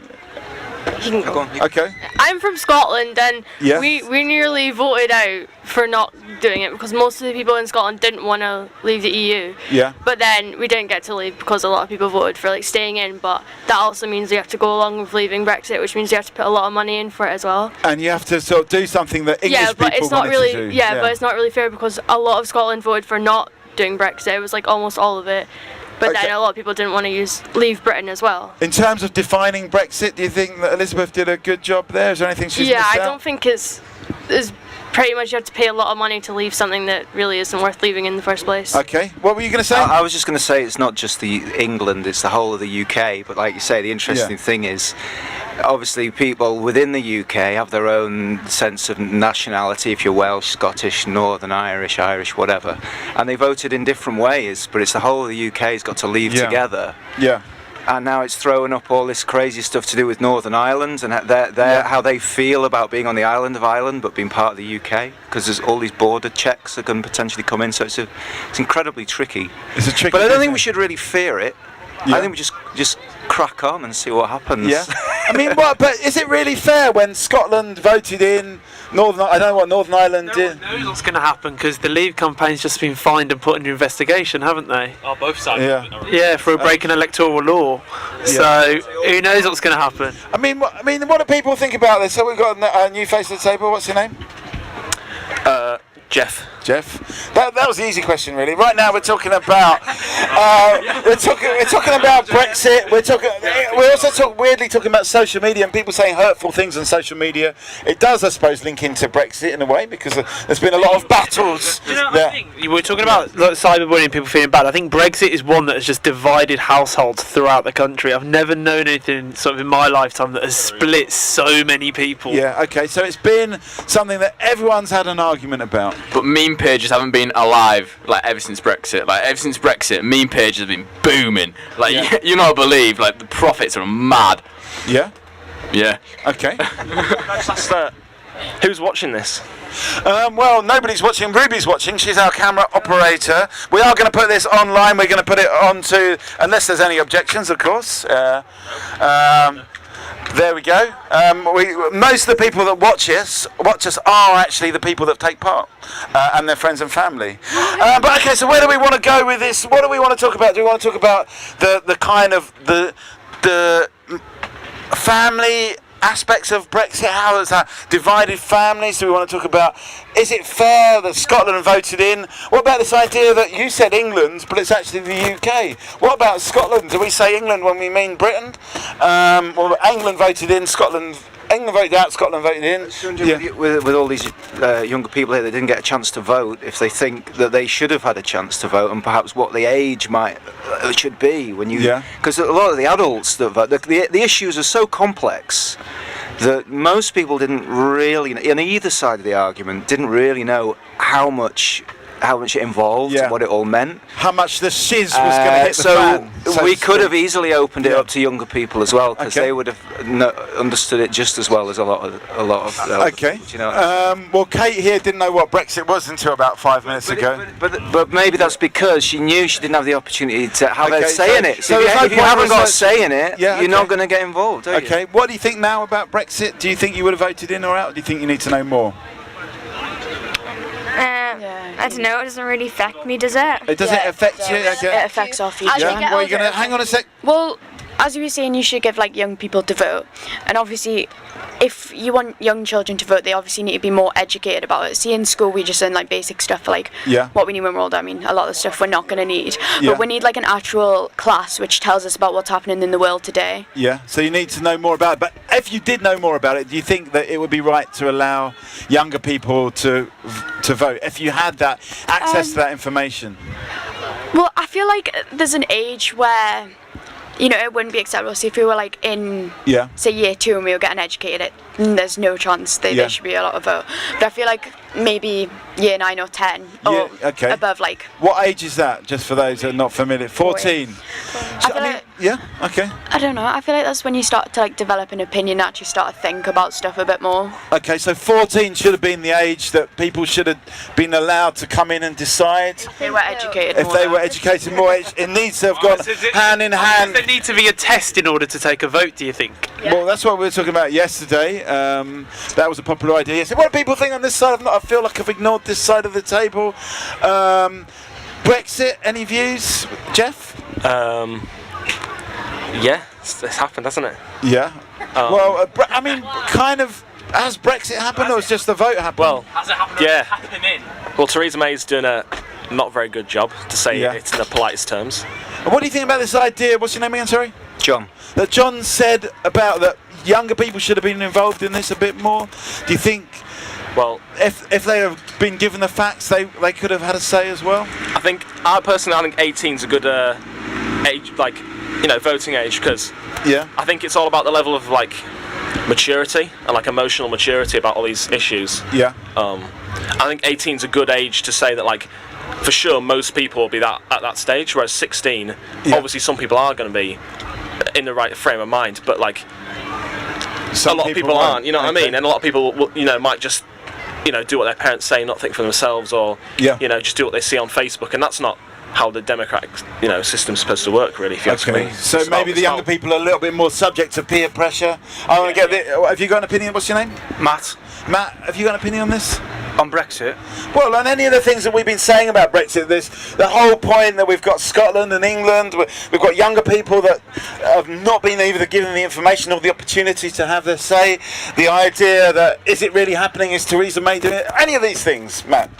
Well, I think the question was framed wrong, wasn't it? So the people voted on something. It was a straight yes or no. Yeah. Will we leave or will we stay? Yeah. It's turned out that both sides lied. It's a bit more complicated. So you could get young kids could vote, but we've all been lied to. Do you know what I mean? Okay, so no one's really had the information, whatever age.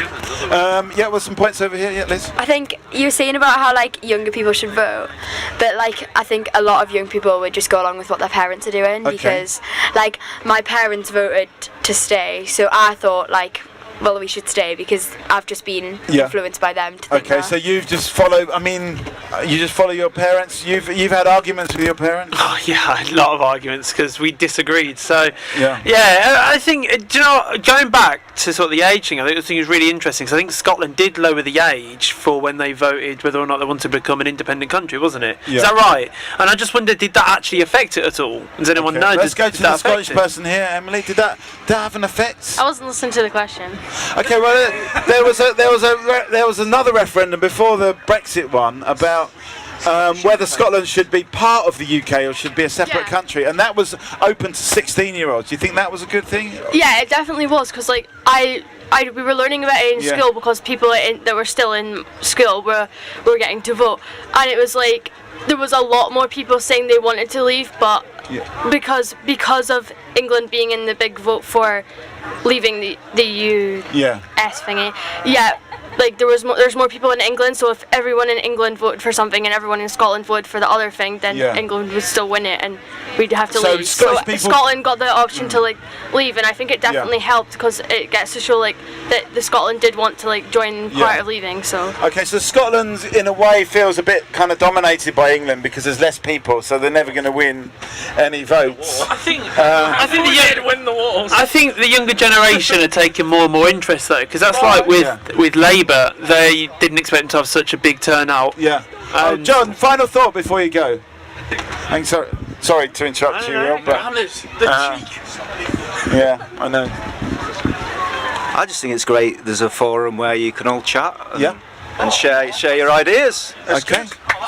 Yeah, thank you. Thank you, John. Thank you. Thank you, John. Okay, so where are we going to go from here with that? I mean, do people think that young people?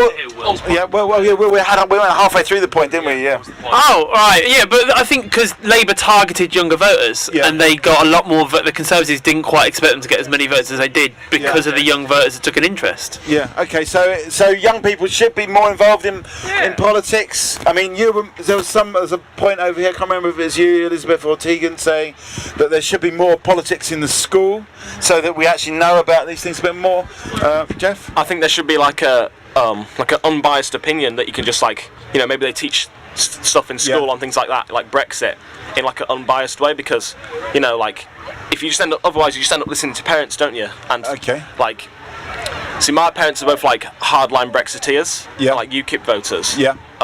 And obviously I was too. I just believed what they said. Yeah. But then it's like when Brexit came around, I really sort of actually looked into it myself. Yeah. And I formed my own opinions. Obviously, I would have voted to stay if I could have. Right. Okay. You know what I mean? So what? So what made you disagree with your parents? What was the thing that? I just think deep rooted, all the people who want Brexit and things, it's all about xenophobia, isn't it? And okay, so you think that's the base of it? And I feel like that's what my parents really were about. So I decided that I was going to join Jeremy Corbyn's side and join the revolution. Okay. Jeremy Corbyn. I'm going to say no singing on Talkaoke. I've got to be strict about this. Although I understand. I can understand it was chanting. You're right. Thank you. So I mean, what do you think? I mean, there is a point when you break from what your parents think. Both Will and Jeff have kind of broken from what their parents have told them. There is a point where they've flown the nest. Yeah, where you fly the nest, where you decide that you don't agree with your parents.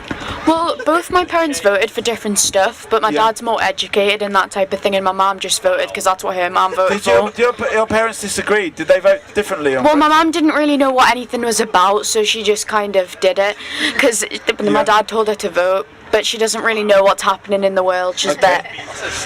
Okay, I mean, we're talking about kids should only really be able to vote if they know about it. I mean, what about older people that don't know the subject? Older people that are suffering cognitive difficulties. Yeah, should they be in their reasoning and things? But people were saying as well that actually, with the older generation voting, that the lasting effects of Brexit aren't going to affect their lifetime. that's one of the arguments that are circulating online, that it's, although they're citizens, it's not going to affect them in the future. It's going to affect the younger generation. So does that have to be taken into account? Okay. Should the vote be weighted according to how old you are? Should have been. So like if you've only got like a few years for this life, maybe your vote is only worth that number of years. But if you've got a long life expectancy, so you like 50 votes for a 20-year-old and 5 votes for a 65-year-old. You can't do that. Yeah. No. Okay, we've got any first statement. What's your name? John. John, we've got Jeff. Another John. We had a John sitting there who've just gone, and we've got a replacement John, which is 5 minutes. That's okay. There's no minimum time limit here. Okay, so we've got Jeff, we have got Finn, we have got Matt, we have got Brian, we have got Tristan, we've got Will, we've got Elizabeth, Tegan, Kate, and Emily. My name's Mikey. At the moment, we're kind of come and get involved in this if you want. We're kind of talking about politics and young people. Do you agree with what your parents think? At what point do you kind of? Yes, we got the boys. At what point do you kind of go? No, actually, mum, dad, stepmom, stepdad, uncle, you're wrong. I don't agree with you. You're in certain cases, I think your argument is based on xenophobia, a deep down xenophobia. It's based on, yesterday we had nostalgia, because we had a similar conversation yesterday, and it was nostalgia.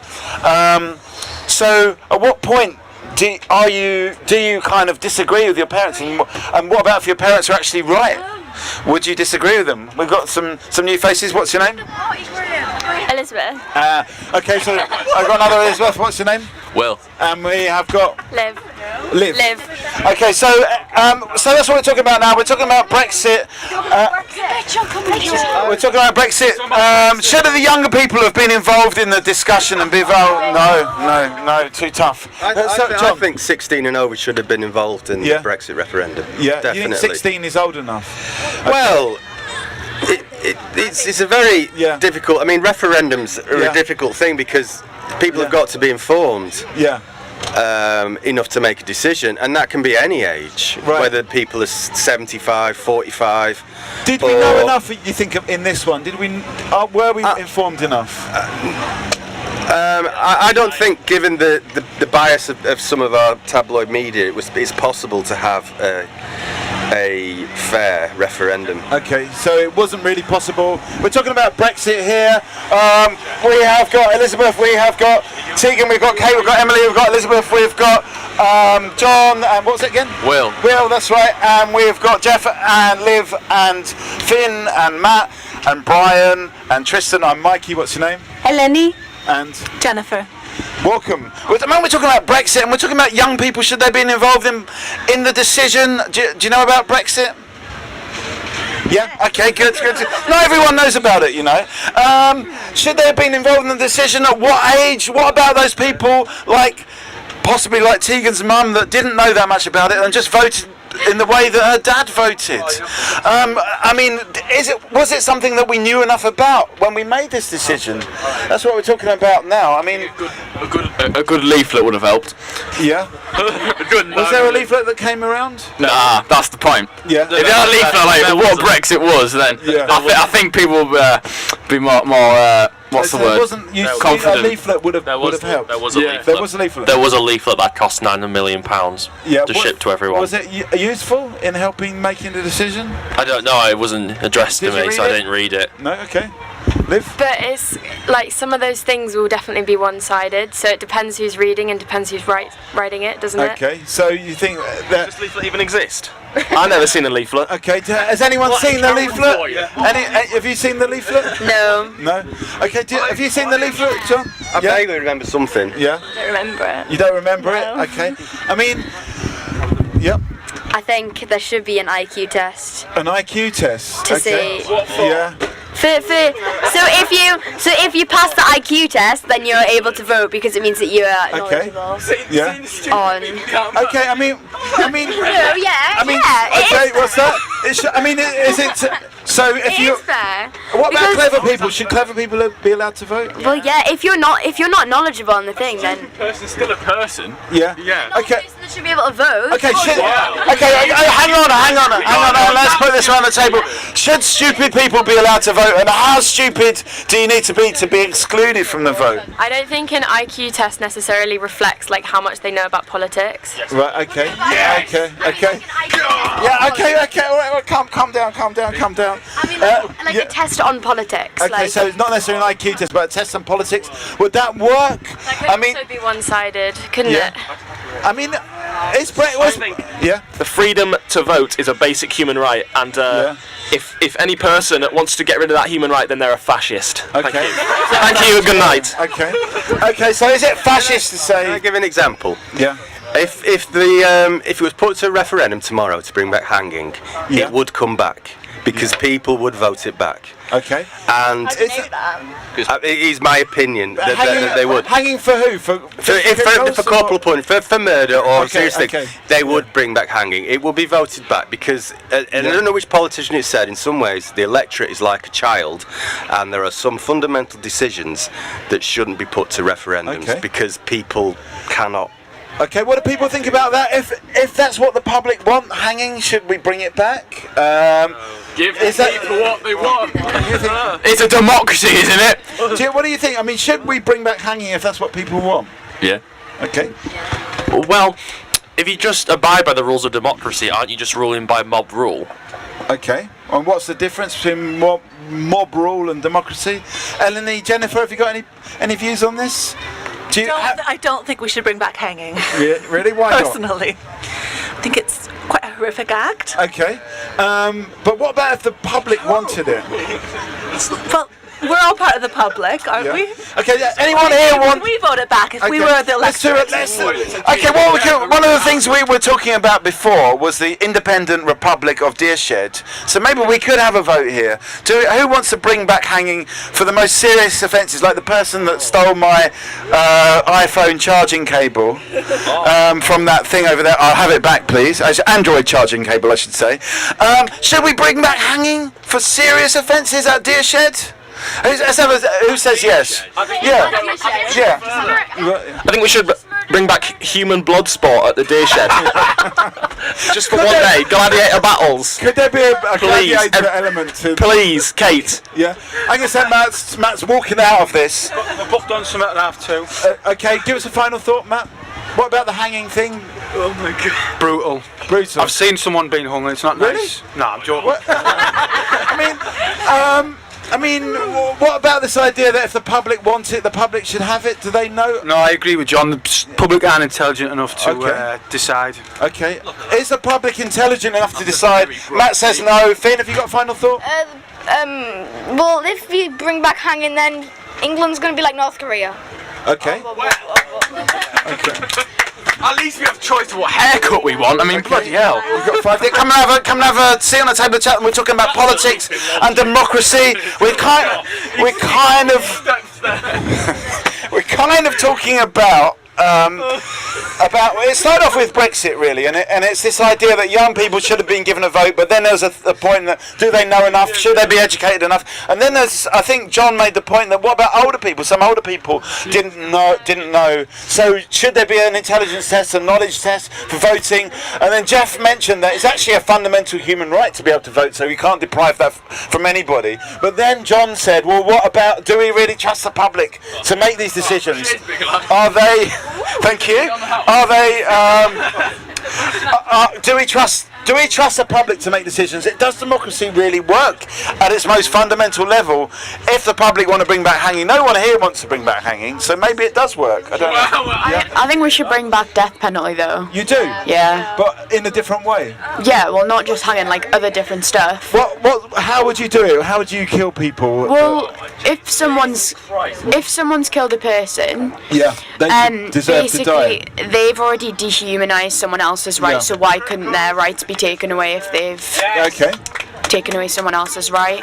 So you think they should lose their right to life? Yeah, but they need to have like proofs before they get killed. Okay, so obviously we're not saying get rid of courts and just willy-nilly hanging. We're talking about a judicial process. But you say yes, there should. I mean, you don't like hanging though. So what method of execution would you choose? Well, something fast and quick, unmessy. Firing squad. Okay, Liv. There was definitely a reason why it was abolished though, because I can't remember. There was something I was watching about. There was like a BBC like drama about the reason why it was taken away, and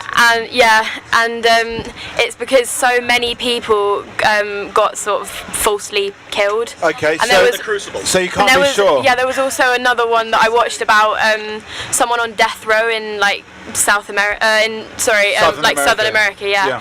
And they ended up giving him the lethal injection, and it didn't work, and he was just put through like the most excruciating pain imaginable, and he hadn't done it. So okay, so it can go a bit wrong. What about that? You can't revive somebody that's been killed. Was there a point over here? What's your name? Poppy. Did you have a point? No, it's just, well, we're all human, so should we really get killed? Okay. Are we moving to the level of the criminal by killing them? Are we rather than saying they've lost their humanity, are we losing our humanity? What's your name? Izzy. Izzy. I think if someone else has killed someone, then and that people are saying, oh, that's like wrong and stuff, then why should you do the exact same thing to them? Okay. Are we stooping to the criminal's level by actually, by doing the same thing? I think if you commit a crime, you should be given a second chance and the chance to reconcile for the decisions you made.